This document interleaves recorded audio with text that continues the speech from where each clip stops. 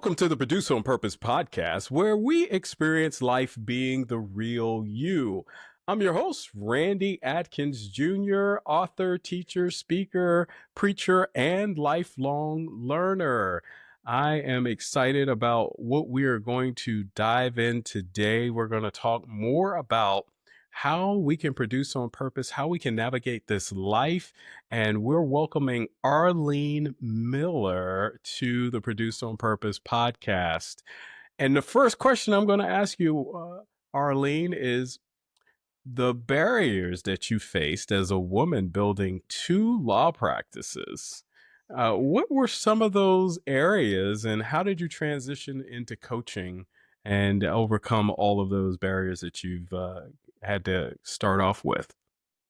I don't know if I had any barriers to be a woman. It was interesting being in law school. When I went to law school, which was a long time ago, still a third of the class was women. So I wasn't the first generation. I think I was the third, maybe, of like really, gung ho, having women go to law school. And by the time I opened my own business, there were quite a few other women attorneys that had done the same thing. So I wasn't that unique. I guess the barriers that I faced as a woman was after I had been in practice for about 3.5 years, I opened my own solo practice in Lakewood, Ohio, which is a western suburb of Cleveland, and immediately found out I was pregnant.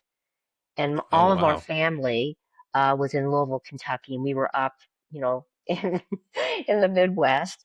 And all of my law school friends, all of my peers that I could maybe count on for stuff, they were in either Kentucky or the lower part of Ohio or Indiana. So I had to sort of build my own tribe because I was starting my own business and I was pregnant, and my then husband was in training and working like 70 to 80 hours a week. So I had a roof over my Wow. head, I had food on Yeah. the table, but I didn't really have him much. So that was the biggest barrier that I had when I went out on my own. And yeah, I guess it was a little bit of a barrier when I moved from Kentucky to Ohio because I didn't have, any connections to get my first job, and it took a while to do so. But I found some really nice attorneys to work for, so it was challenging, but not over the top challenging. Well, that's awesome to know that, but you were able to make it through those challenging times, and you ended up with your own solo law practice. And so, as you have transitioned into the coaching realm, how have you been able to transition any potential beliefs that you may have started off with, and or habits, and now you have stepped into this particular role that you are as a coach and a healer? Well, I really feel like everything that we do, if we go into it with an open heart, and I was really excited to become an attorney. I decided I was going to be an attorney when I was like 15. I surprised my whole family. And so I really feel that a lot of the left brain activities, the organizational skills, the ability to help people within the legal system and to have employees and all those skills and be, like active in organizations and be chairs of different committees and stuff like that.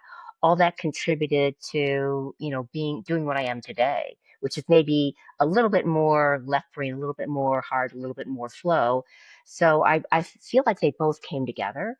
And I'm really grateful to have gone through law school, even though it wasn't the funnest experience of my life. But um, I'm really grateful for the skills. I'm really grateful for all the abilities of what I learned as an attorney. And I really feel like, I do feel like if we step into our journey and we really follow our heart step by step of the way, we're going to find that all the skills and abilities that we've accumulated are helping us to give our best right here, right now, today. Yeah, so that accumulation of experiences, of skill sets, of all of the different things, and maybe you had obstacles, maybe you had barriers, but you were able to learn as you've gone through that journey and as you've kind of come to the place of where you are.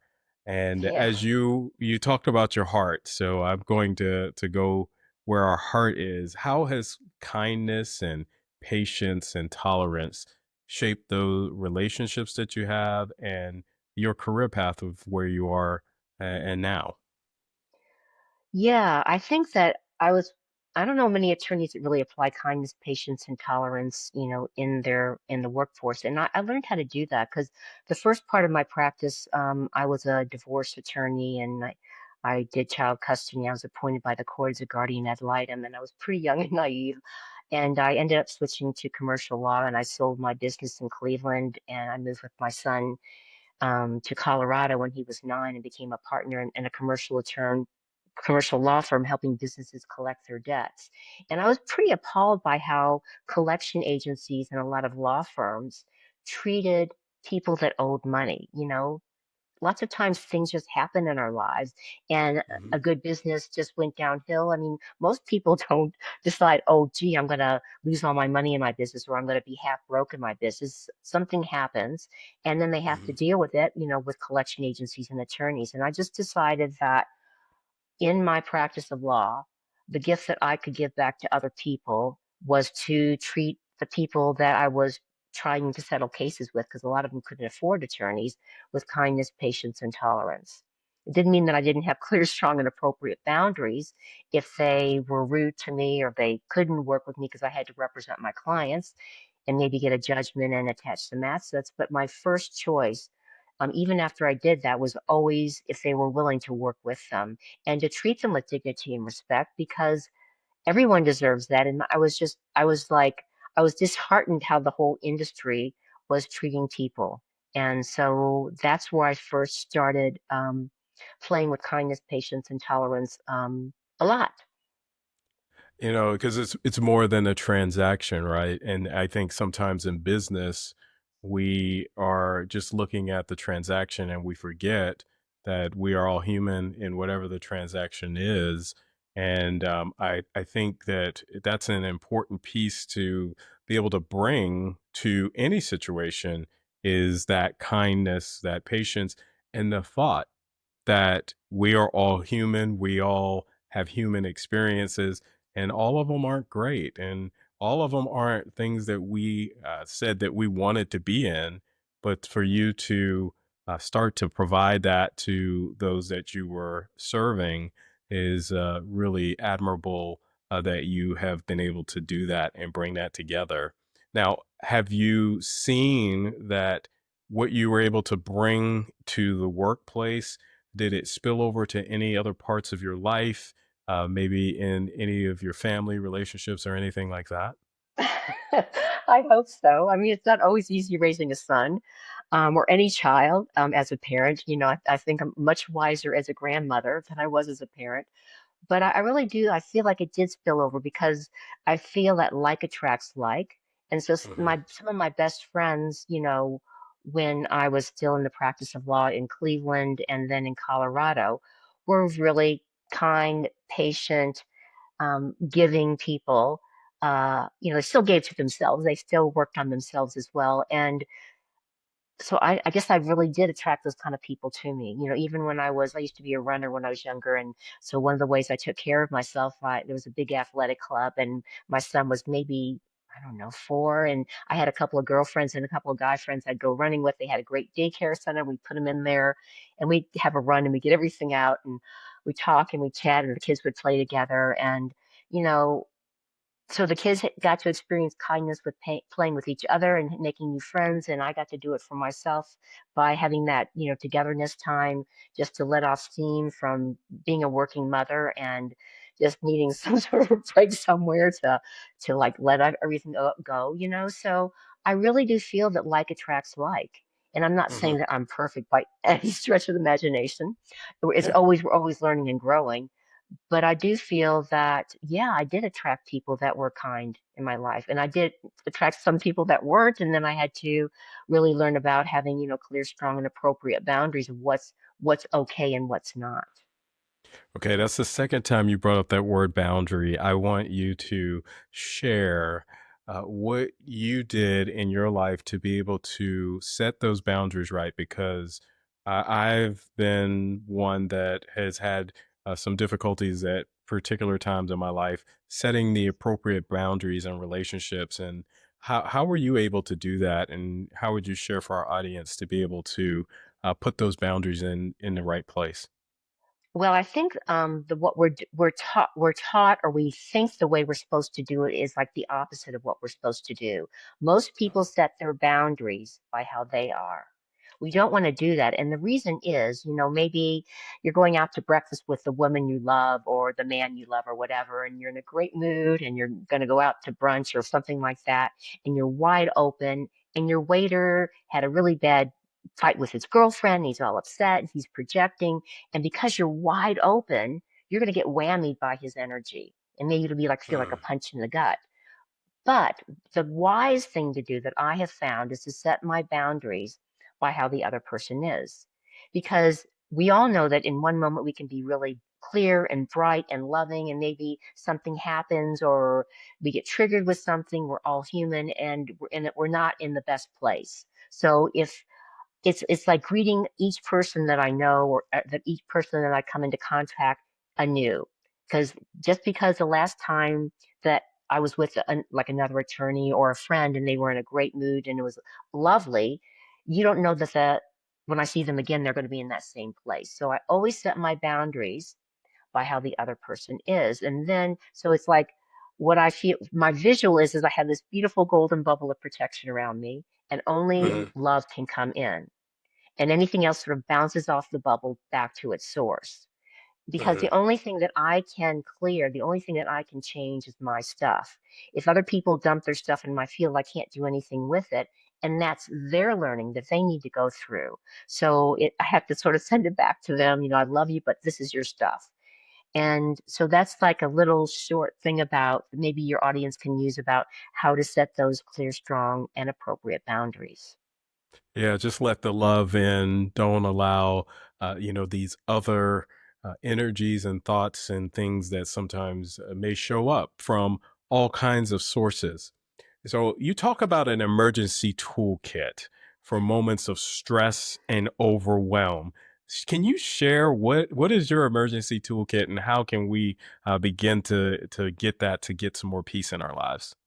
So the reason I say that it's important to have an emergency toolkit, because if something happens, or maybe all of a sudden we get really stressed out because we have so many things to do and it's like over the top, or we get stressed out by the news or whatever happens, and we're just in that place where anxiety hits. If we have an emergency toolkit, we can immediately practice those things because we can practice them when we're calm and centered and in our hearts and things are feel well and they're flowing. And so my emergency toolkit, I think it's really important to be grounded and fully present because when we're in the present moment, we're not worrying about the future. We're not anxious about the future. We're not beating ourselves for anything we've done in the past. We're right here, right now. And one of the ways that I've learned to feel it in my body, and I know this is a little bit silly, but it works for me, is I like pretend I'm a tree because I love to be out in nature. It feels really, really healing to me. Get away from the computers, get out in the beauty of nature. And so I just visualize that there's this column of light going down my body. And when it comes out of my feet, it's roots of light. And I'm anchoring to the heart of the plant. And I feel really grounded, fully present here now. And that's the first thing I do. Another thing I'll do is I will breathe because when we get upset, when we get anxious, we breathe up here which sends Hmm. us into fight or flight response, or we even hold our breath. And so I'm like, okay, how am I breathing? Am I breathing at all? And a simple thing that we can do is just breathe in through our nose and breathe out through our nose and have the out breath longer than the in breath. And physiologically, that tells your body that we can go into rest and relax mode. And we can do it as we're doing other things, or we can do it if we're really stressed, just get quiet, listen to some nice music, go outside and just practice this breath work until we begin to calm down. And the other thing is that I really visualize my beautiful golden bubble of protection around me. I just Hmm. affirm I am only open to love. Anything else is bouncing back to its source with love. And I really just allow myself to flood my golden bubble with just the light and the love of source. So you've given us three areas here. I can picture the tree. Then you go, and even if going out in nature for a moment, just to kind of center ourselves or ground ourselves into a space. Something happens, a stress happens, then you told us that we should focus on our breathing. And of course, I've heard of box breathing and some other techniques, but you shared how, just breathe in and let the breath out be a little longer. And then that third piece, that we should, really begin to focus on that bubble, just letting the right things in at the time. And you're sharing that will help us in those moments of stress and bring us back to a place of calm. And in that is probably something that everyone could take and use in their life so that they can get to a place to be at peace in what they're doing. So, as you're helping your clients, and what are some of the things that you would tell them to put in their toolkits, that is above and beyond for these life challenges? Well, I think one of the things that we all need to focus on is, kind of the law of attraction is what we focus on is what we get more of in our lives. And so oftentimes what we're doing is we're focusing on the reverse of an idea. We're focusing on what's upsetting us, what we don't want to have in our life, what we're anxious, what we're worried about.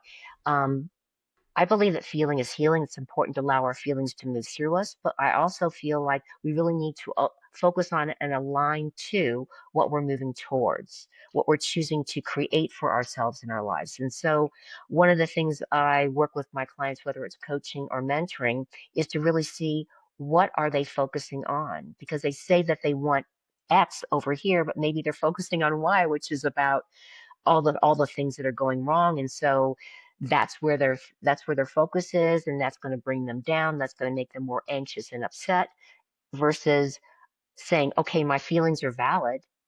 There's nothing wrong with my feelings, and I'm just going to allow myself to feel them and just sort of move through me and let them go. And then maybe I like to bring in light and love and to fill my cells where that fear was, so they're not vacant.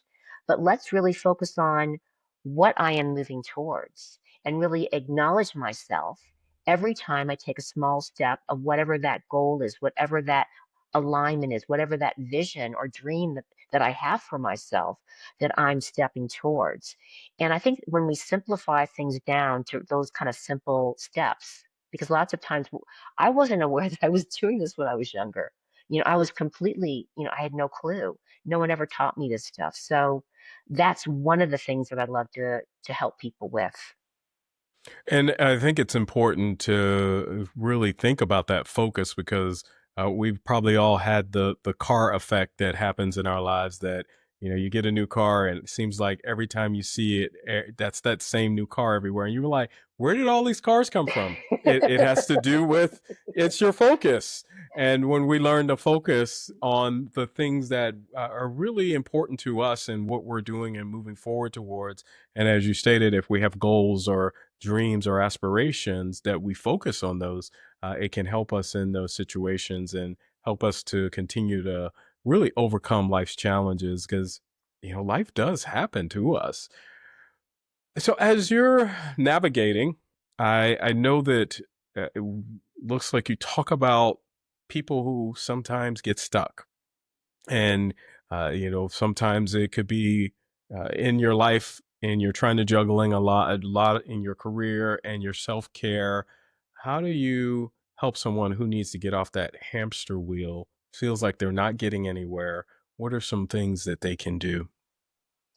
Well, I think the thing that really gets us stuck is that we judge ourselves or we judge something about ourselves or something in our lives. And then what keeps us on that hamster wheel going around and around is we judge ourselves for judging ourselves. And it's like it becomes this cyclical thing that you just can't seem to get out of. So the first thing that we really need to do is just become aware. Lots of times when we feel really stuck that we tell ourselves we can't do something or we can't get off of this hamster wheel or whatever that's going on. Of course, we're telling ourselves we won't because kind of one of my yoga teachers shared with me, can't live on won't street, Arlene. And I never forgot that. But we really, once we become aware that we're judging ourselves and we're judging ourselves for judging ourselves, we can go, wow, well, that's not really helping. What could I do instead? Now that I'm aware of this and I feel where I'm stuck, what's one small step I could take in the direction of coming back to that centered space in my heart and stepping towards what I would love to create in my life. And sometimes we just have these patterns and programs in place as well, where we have these ceilings, that we tell ourselves, I can go this far, I can do this much, but I can't do any more. And so sometimes what I do is I help to work with people to shatter those ceilings. You know, we Hmm. it's what we learned from our parents or our friends or our family, or someone said it to us and it stuck and we believed it. And so when we recognize, when that's brought to our attention, when we really see what kind of patterns and programs we put in place that are not serving us, when we become aware of them, it helps to dissolve them because they have no place to hide. And we can begin to step forward one small step at a time to create a new reality for ourselves. Yeah, we sometimes have limitations, or like you said, those programs that are running pretty much on default. But when we become aware of that program or that limitation that we have been playing over and over again, and it sounds like it's layered because you said judging yourself is like, wait a minute, how far do I go down and I'm judging, that would cause me to be in this space that just allows me to not get out. And I like it that we can start to focus on areas that just get, you said small steps. And the small steps can just be, I remember one time I just thought about it and said, if you wake up in the morning and you didn't want to get out of bed, well, now you're going to just say, I want to get out of the bed. That's your first step. Just want to get out of the bed. And then maybe the next day you want to get out of the bed and brush your teeth, whatever it is. But taking those small steps can Yeah. finally get you to move forward into the place where you can have what you need. How do you personally celebrate your milestones in your career, if both big and small? Well, I think I can tell you how I do it, but it's important for everyone to. I was going to bring that in there because we need to acknowledge ourselves each small step of the way and find ways to celebrate it in a way that's meaningful. I love to watch episodes of like America's Got Talent or Britain's Got Talent. Some of the young kids that come on there that just their voices just blow us away, or they do some kids that come in with dance moves, or some of these great choirs that they've had. I really find that uplifting. Just do something to help lift myself up. I love to go out in nature. I mean, I'm so blessed to live in Colorado where we have these beautiful mountains that are everywhere. Or I'll just maybe do something with a friend, or I don't know, whatever feels right in the moment. Sometimes you just have to sort of like go, I'm just going to sit and have a cup of tea and a biscuit. I have a lot of friends that are Aussies, and that's how they would say it, Australians, and just give myself a little break just to appreciate. Wow, I got that letter written. I made that phone call. There was a little rift with this person in my family, and we had like a visual talk with each other. We, got on Zoom or something, and feels much more harmonized between the two of us. All those little things are important. They add up and they add just a beautiful depth and breadth to our lives. The celebrations and making sure that you are showing yourself some progress throughout the process sounds like the way to go to be able to learn. How have you personally worked on silencing that inner critic, that one that was judging and judging and judging? What impact has that had on your life? It's had a huge impact, and I'm really blessed because one of the things I get to do is I graduated from the Global Coaching Academy to get my diploma in coaching and mentoring, and I'm a professional certified coach, and so I get the joy of helping each intake that goes through the what I went through. And there's a time where they work in these triads. One's a coach, one mentors the coach, and one's a client. And I get to come in as a tutor and help them move forward. And part of that is helping to celebrate them, helping them to make sure that their inner coach is activated and Hmm. that they are not focusing on what they can't do, but what all the small steps they are to come forward. And of course, we always teach what we most need to learn. And so by gifting that to them, it feels like it helps to come back to me, and so that it's constantly in my awareness. I always say that I'm a work in progress, but I see that I'm very different from how I was in my 20s, and I celebrate that and I acknowledge that. And there's always more to learn, but The more we practice, practice makes permanent, the more we're going to energize that inner coach. And she's going to take charge and she's going to be in the driver's seat. And that inner critic's going to be in the back and get smaller and smaller. And that's sort of how I see it and work with it. Is that how we can become more compassionate to ourselves? Because typically I feel that inner critic can sometimes be so loud to us and try to be in a place. Is there more to us to be more compassionate, or do we just have to make the choice?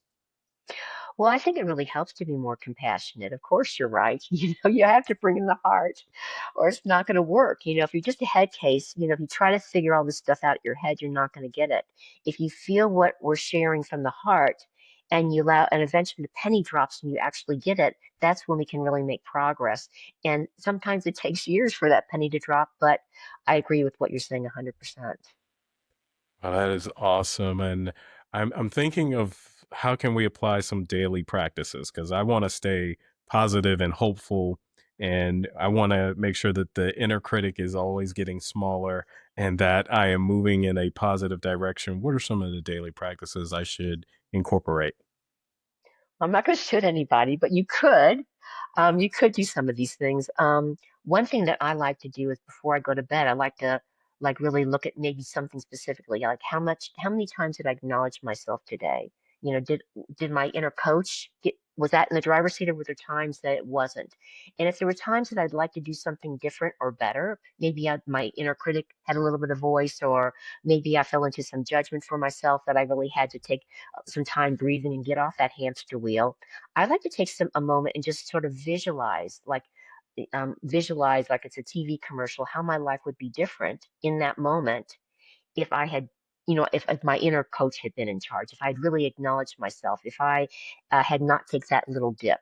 And so what we're doing is we're creating a new foundation for the next time something like that comes up, where we have that Hmm. feeling experience of being that inner coach and championing ourselves and loving ourselves and taking care of ourselves and not beating ourselves up because we made a mistake, because we all make mistakes. Anyone that thinks they're perfect. Well, I don't think that's really the truth. So Hmm. that's one of the small things that we can do to help get ourselves out of the old way of doing things. Acknowledge yourself. Gratitude is one of the areas you talk about, and practicing that. How has that shaped your journey, and how can we utilize that to continue to see more of the manifestation and a balanced life in our lives? Well, the biggest mistake I think people make that I see from my clients or even from people that I know is they're waiting for something to be grateful for. And the truth is we have so much to be grateful for in our lives. From the roof over our heads to the running water, that's clean and we can drink it, to the bed that we sleep in, to the car that we drive, or any mode of transportation we have, to the people that we love. We have so many things to be grateful for. And it's really not about making lists. It's about feeling all those little moments of gratitude that we can have gratitude for during our day. It can be as simple as we're driving and there's just horrible traffic and some nice person just lets us in. Or it can be as simple as, you're at the grocery store and you just have a nice little chat with somebody, the checkout counter while you're waiting. And it's just a little heartfelt 30-second conversation. Or you're out for a walk or whatever, and you see someone and then they let you pet their dog and you have a conversation. There's all these little things that happen, or even the meals we eat, to really enjoy it. There's so many things to be grateful for if we just stop and feel it. And the more we do that, the more we build that foundation of gratitude, the better we're going to feel about our lives. It raises us up. It's a beautiful sacred quality. And, you know, all we have to do is just remember to practice it, just to play with it. What we focus on again is what we get more of. So if we start feeling ourselves beating ourselves or complaining about something or comparing ourselves to other people or judging ourselves, we can go, whoa, I'm doing that again, not bring in the judgment. What could I do now to bring in some gratitude? And sometimes we just have to choose it. I'm choosing to be grateful for this, even if we don't feel it. And that sometimes is the best first step that we can take. I like how you said even if we don't feel it, because I was going to ask you that. I was going to like, sometimes you're in a position or you're in a place and you're like, I just don't feel like it. But you're saying, even in the midst of not feeling like it, you're saying we should still find a way to be grateful. What what can I be grateful for in that moment? That's Well, what I'm asking. you can just, what we do if we really can't feel it is like Hmm. we're choosing it. It's like we're having this self-determination, this tenacity, this willingness to endure that we all have within us as human beings. Otherwise, we'd be extinct or something. And it's just like, I know I don't feel gratitude right now, but gosh darn it, I am choosing to be grateful. And I know sometime today or tomorrow this week, I am going to feel it. But right now, that is my choice. And, I like it. sometimes if that's the best we can do when we're upset and things are going like that. And it works because eventually we're going to get ourselves back on track again. So we have a choice. It doesn't, and I know that sometimes our feelings, we feel like our feelings should drive us, but they're really just indicators that you might need to look at something. But in those cases, you're saying choose gratitude. Do you have any tips for daily routines to for manifestation and balance when we talk about gratitude? Well, I can tell you what one of my clients did that just blew me away because she worked with me for a while and she was an attorney like me and had become a coach. And I just loved working with her. And we worked with gratitude off and on during the time that she was working with me. And then at the end of it, after she left, she said, Arlene, I am going to, on social media, every day for a year, post a picture or a photo of something I'm grateful for and write like one line. And she did it for a year. And her transformation was amazing. I followed her. It was such a gift for me too, because I could feel it. She was just really giving it a go. And so it's really what I've shared. We just have to practice makes permanent. We Hmm. can do something really concrete like that. Or maybe we just at the end of the day we write, I'm really grateful. Sometimes I just write the word acknowledge and I write three things I'm acknowledging for myself today. And for a while, gratitude was a key. I just wrote gratitude and I just wrote a couple of phrases of what I was really grateful for today. And then we're going with that into the sleep state and instead of some negative stuff. And that can help to begin to change how we feel when we wake up. And it's just a matter of finding some way that works for you to practice it so it becomes more a part of who you are. I like it to integrate it into our daily lives, just making sure that we make it a part of our daily life, that we're going to be grateful and really just trying to be aware of all of the things we can be grateful for. Sometimes I just say, if I pinch myself and be like, I'm still here, that's something to be grateful for. Like, we could say that, but like, I can be grateful for that. That is awesome and very, very cool to be able to think about that. Now, you have talked a little bit about the breath work, but you also talk about healing ourselves from the inside out. Can you share a little bit about that? Well, everything I've been talking about is about healing ourselves from the inside out. But one way that really hits home with me is that feeling is healing. Because when I was younger in my life, my parents were wonderful people, but they raised me the way their parents raised them, and so certain feelings weren't okay. It was okay to be a little bit angry, but not really angry. It was okay to be a little bit sad, but not really in full grief. And so I ended up like pushing my feelings away and they sort of get stuck. And then eventually, like when I was in my early 20s and 30s, a bunch of times I would felt like I got hit by a 2x4 and I was flat on the floor because I hadn't been feeling my feelings. And so I guess what I've learned to do as one way to heal myself from the inside out is that if I'm really upset or frustrated or angry or a bunch of grief is coming up, I ask myself, how old is this part of Arlene? And oftentimes she's 8 or she's 5 or she's 20. And I just turn around and I hug her and I love her. And I say, I'm really sorry it wasn't fair for you. I'm the adult, and it's my job to love you. It's not your job to do all these things that are going on in my life. And so I turn around and hug and love an aspect of myself that has felt stuck maybe I didn't like her behavior. Maybe just something happened and she got frozen in time where I couldn't handle something when I was a kid. I don't know, but that's one of the ways that I work with on a daily basis. It feels really, we all know how to love and do this for somebody else. Yeah. If we had a child that we loved or someone in our life that was going through something, we would hug them, we would love them, we would tell them that we are there for them. And so we just need to apply that and turn around and give it to ourselves when we're having those kind of moments. And that's going to begin to fill ourselves up with more love to heal ourselves from the inside out. And there's a release that happens, especially if you acknowledge maybe something that has been there maybe for years. Like you said, I like that you say, how old is this issue, and that it's been brought up, and be like, specifically for myself, I want to know so that I can go back and hug that younger self of me and let it go. Then that way I can let it go and be released of it. We have talked about a lot. I want to ask you this question as one of our final questions. What are one or two things that someone that's listening in the audience today could take and begin to apply in their lives, that you feel will help them in their journey?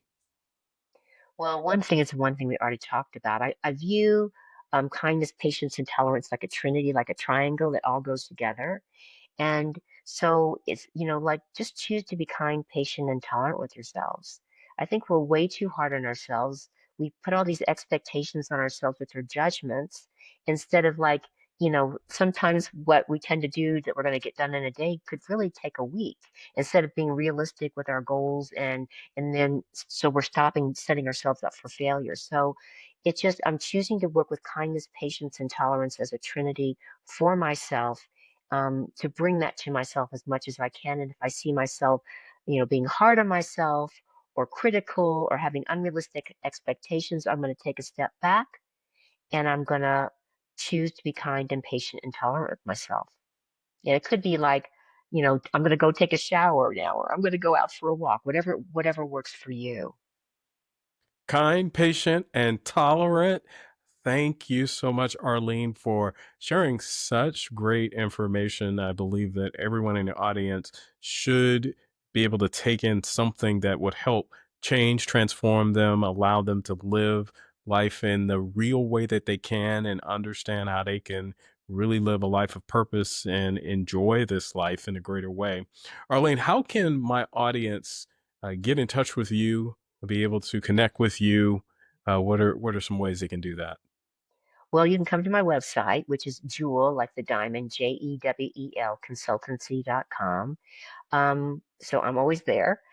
Well, not always there on my website, but you can connect with me that way through my email or my phone, my cell phone number's there. And also, my full name is Arlene, and my middle name is Cohen, Cohen Miller. And if you Google that, you'll find all the websites and all the social media places I'm on because I haven't found anyone else with that name. So that's pretty cool. And I know people think I'm crazy, but if you really feel like there's something you want to say or you want to connect with me, the quickest way is just to text me at 720-936-2634. Mention the show so I'll know who to thank. And I'm happy to text or chat. Well, thank you, Arlene. Thank you for sharing your phone number as well. And I have been blessed to have this conversation with you today of ways that we can really begin to heal ourselves from the inside out, have the gratitude that we need so that if we're stuck in different places, be more patient and compassionate with our own selves, and really walking in that kindness that same kindness that we give out is the same kindness that we'll begin to see, and that if we focus in the right areas, that we will be able to have those same things come back to us in our lives. And I think it's important for us to remember all of those key elements. And I encourage everyone to remember all that we said in this episode, and most of all, that if everyone will just take a moment to be the real you and produce on purpose.